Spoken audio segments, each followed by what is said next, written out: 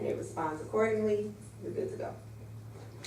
Chronic volume overload causes dilation, and over time, then you get cardiac hypertrophy, okay? So initially, the heart dilates to accommodate the excess blood flow, and it pumps it out. But if that continues, and I don't mean like a chronic exerciser who exercises for an hour and then stops, you know, that's still more an acute transient volume overload, and it responds accordingly. But if you have a chronic problem that causes you to just constantly keep more blood than you need, then that becomes a problem. And then your heart muscles have to hypertrophy. So it has to dilate to accommodate the volume, but then it has to hypertrophy to constantly be able to push that blood out, okay? So it's like your muscles have to get, not just able to stretch and push, but then they have to get stronger and stronger. Okay, so cardiac hypertrophy, so that's dilation is, so I want you to remember is dilation is volume overload. That's going to be a clue, like if you have just a cardiac dilation of what's going on in the animal. So that's volume overload. So you see cardiac dilation when you have like insufficiencies in your valves, which cause blood to continually be leaking into your ventricles, that when it's not supposed to, and that's dilation. Okay, cardiac hypertrophy. This is something that affects the left ventricle more commonly than the right. And I really need to show this more than tell you, but let's see. So, yeah. So, I don't think everybody can see, can you? Y'all see? No. Let me see if I can find a picture.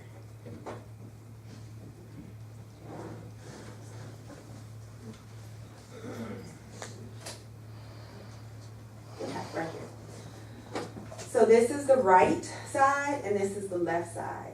Okay, so when you have left ventricular hypertrophy, this part gets bigger. So, and this is the base of the heart. The base of the heart is where your vessels come out. Okay, and the apex of the heart is that point at the bottom. The apex of the heart is part of the left ventricle.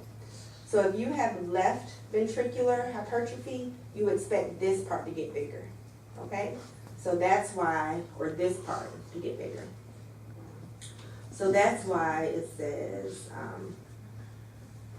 with the left ventricle, you get an increase in the length of the apex. Okay? And that's what you'll appreciate like radiographically also. And in the right ventricle, you have a broader base. So this part will be bigger because, see, this is the base. The right ventricle kind of stops like right here. So if this gets bigger, you have a broader base. And radiographically, that's referred to as the inverted D. So if you can just imagine, and this whole thing is big, so this isn't really the best example of a normal heart, but if you can imagine this being kind of small, but then the right side getting bigger, it will look like an inverted D. Does everybody appreciate that? Yes? All right. And so your main two kinds of, there's two categories of hypertrophy are going to be concentric hypertrophy and eccentric hypertrophy. And we're going to talk about those in detail. Hypertrophy does not always occur, even when there's a pathologic process where you would think it would occur, because you need time for these hearts to hypertrophy.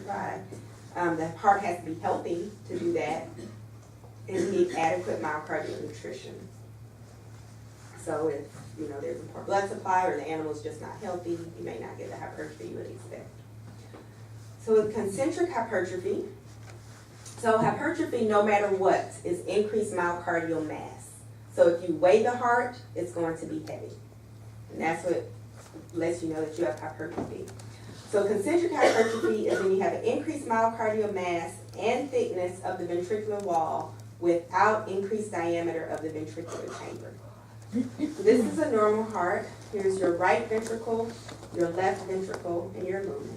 And here's a hypertrophy heart. Your right, and you call this the right ventricular free wall. So your right ventricular free wall is okay, but your left ventricle is markedly thickened. Okay, so lumen and your epicardium and your myocardium is very thick. So we already talked about kind of when you get dilation. Okay, we're going to talk about eccentric hypertrophy, which looks like dilation. And that's when you have volume overload. But you have concentric hypertrophy when you have pressure overload, or distal to the ejection flow of the heart. If you have constriction, that means the heart has to push harder to go through those vessels. Okay? Yes? Did you say there was 2 ventricles in the LVH? Mm-hmm. I hate that this little 4-part arrow thing is here, but yes. So it's just the way that it's cut. You're probably a little more too distal or too cranial to see this perfect opening. But imagine if it's cut like right here. So you're seeing like the bottom of this. So it doesn't look like a perfect open circle like the left ventricle does. But this black space in there is part of the ventricular lumen. And you can't hardly see it there, but it's just where it's cut, if that makes sense. And this space here between the right ventricle and left ventricle would be your interventricular septum. So FYI. So examples where you have increased pressure would be if you have aortic stenosis, where the aorta, instead of being like this and blood easily flows through, the aorta is like this, or the aortic valve area. And so the heart, in order to get this same amount of blood into this, that it would go through here, now it has to go through here. So the heart has to push extra hard to get it out. So that would cause concentric hypertrophy. Does everybody understand that concept? Does anybody not understand it? Okay. Yes. So for concentric, it's pressure overload versus eccentric would be volume overload. Mm-hmm. Okay. And we really haven't talked about eccentric, but it's the same concept as dilation. All right. The same for pulmonic stenosis. So if you had pulmonic stenosis, what side of the heart would you expect to be hypertrophied if you had stenosis of the pulmonic valve? Mm-hmm. Also, pulmonary hypertension, when you have hypertension of your pulmonic vessels or your lung vessels. So if they're really constricted, then also the heart, the right side of the heart has to push extra hard to get that blood through the lungs and into the left side. So that would also cause a right ventricular hypertrophy. And of course with the aortic stenosis, it would be a left ventricular concentric hypertrophy. And hyperthyroidism also is associated with hypertrophy in the cat, so that's good to know. And we talked about hypertrophic cardiomyopathy. Did we talk about that? So yes. So also there's a condition in cats called hypertrophic cardiomyopathy, which I have a picture of in a little bit, but it looks a lot like this, okay? And that's not due to something else going on like stenosis or the heart's response to something. That's a genetic defect, okay? And some cats get it. Some cats are predisposed. Y'all know what breed? Persians? Predisposed. There's one that's like very, like if you have this cat, you're gonna really be looking for concentric hypertrophy. Maine Coon. That's the one to think of, okay? And there are, the ones I've seen this in has been domestic short hairs. So it could be in any animal, but Maine Coon are the one that's like, yeah. Do we get that with taurine deficiency? So taurine deficiency causes dilated cardiomyopathy, and that's in all cats. And that's simply because of the deficiency in the amino acid taurine. So if the animal's not getting a well-balanced diet, or if the owner's just eating like tuna fish, that's when you expect to see that. We don't see it that much anymore because there's enough of it in cat food, and before there wasn't. And someone had to realize, oh, it's because there's not enough taurine. So yeah, so dilated cardiomyopathy is due to that. And unless you wait too long until the heart, has severe damage, once you supplement with taurine, the animal will be fine. Okay. Okay. So that's concentric hypertrophy. Very thick. walls with a narrow border. So this is eccentric hypertrophy. So initially, like, the wall really doesn't even look thick, but it is. So if you were to weigh it, it would be heavier than it should be. So it's thick, it's just because you have this huge lumen, you know, relatively it doesn't look thick, but, so that's why I was saying dilation and eccentric hypertrophy are kind of the same in that they're due to the same thing, but initially it's just dilated without thickness, but over time, you're also going to get hypertrophy as the muscles hypertrophy to accommodate the extra volume.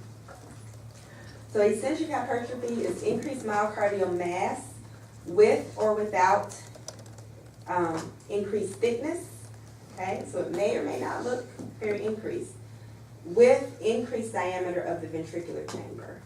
So the other one, the ventricular chamber was narrow, and this one is wide. But both of them are hypertrophy, even if you can't take. So, like I said, with dilation, these are due to volume overload, which is associated with valvular insufficiencies. So if your atrioventricular valve is leaky, then when the heart is in systole and the atrioventricular valve should be closed, it's not, and so you get, you're just constantly getting filling of blood into your ventricles no matter what. And therefore, you get that dilation and eccentric hypertrophy. So same with pulmonic valves and aortic valves. So it's basically leaky valves. Animals with endocardiosis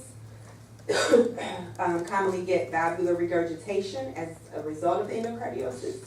We're going to talk about endocardiosis later, but that's when you have the valve becomes thickened. There's like a degenerative change in the valve itself, and so it's thickened and it may not close the way it should.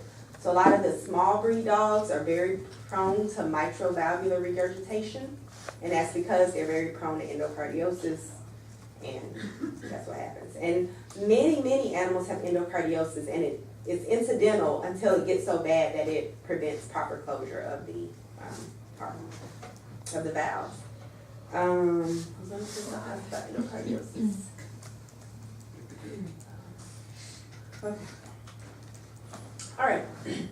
A lot of words. Hold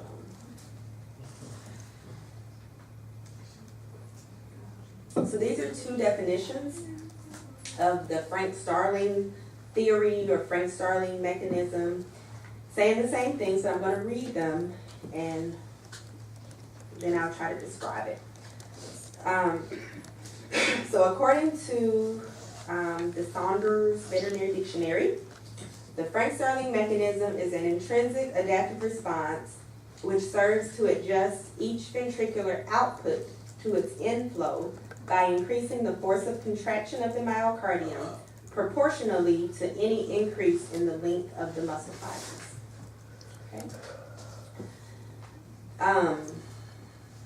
The second definition, which came from Jeff Kennedy and Palmer, which is the authors of the 3-volume pathology book that we like, is our Bible. So it says increasing the end diastolic volume, which is, you know, at the end of when the ventricles are full, and hence stretching the myofibers can increase the contractile force of the heart and increase the stroke volume and cardiac output. This is known as the Frank-Starling relationship.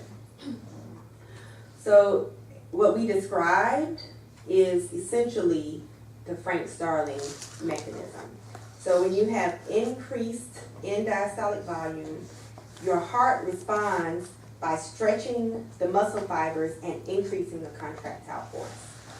Okay, so that's the body's way to compensate for increased volume overload, which is called the Frank-Starling mechanism. Is everybody clear on that concept?